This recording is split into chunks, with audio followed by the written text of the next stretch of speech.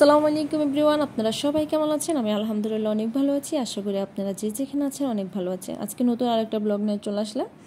আজকে আমি লাউ দিয়ে মসুরের ডাল রান্না করব। লাউর খোসা দিয়ে আলু দিয়ে ভাজি করব। আমি এখানে সবগুলো কেটে ধুয়ে পরিষ্কার করে নিলাম। এদিকে আমি পেঁয়াজ টমেটো কেটে নিলাম। মাছ ভুনা করার জন্য আমি মাছগুলো ভাজি করে নিতেছি। লাউ রান্না করার জন্য আমি এখানে একটা পাতিল বসিয়ে দিলাম। এখানে একটু পানি দিয়ে দিব। এখন আমি এখানে মাছগুলো এদিকে ভাজি করে নিতেছি। এখন মাছগুলো এখানে দিয়ে দিতেছি, মাছের মাথাটা। এখানে আমি মশলাগুলো একটা বাটিতে নিয়ে জিরা, ধনিয়া, হলুদ, রসুন, একটু লবণ দিয়ে দিব। এখন আমি মশলাগুলো হালকা একটু পানি দিয়ে মিক্স করে নেব। আমি মিক্স করে মশলাটা দিয়ে দিব। আমি এখন মশলাটা এখানে দিয়ে দিচ্ছি। এখানে আমি একটু তেল দিয়ে দিতেছি।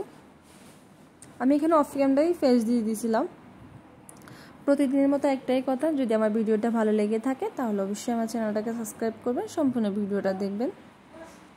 আমি এখানে লাউগুলো দিয়ে দিলাম। লাউগুলো একটু কষে আসলে আমি মসুরের ডালটা দিয়ে দিতেছি।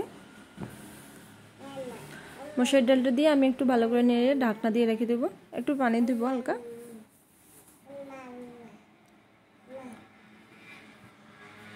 আমি এখানে একটু পানি দিয়ে দিব। এদিকে আমার মাছগুলো মাছ ভুনা করা শেষ। এখানে আমি একটু পানি দিয়ে দিতেছি। এখন একটা ঢাকনা দিয়ে আমি ঢেকে রাখবো।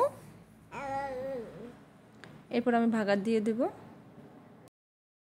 ডাল দিয়ে আমার লাউ রান্না করা শেষ। কেমন হয়েছে কমেন্ট করে জানাবেন।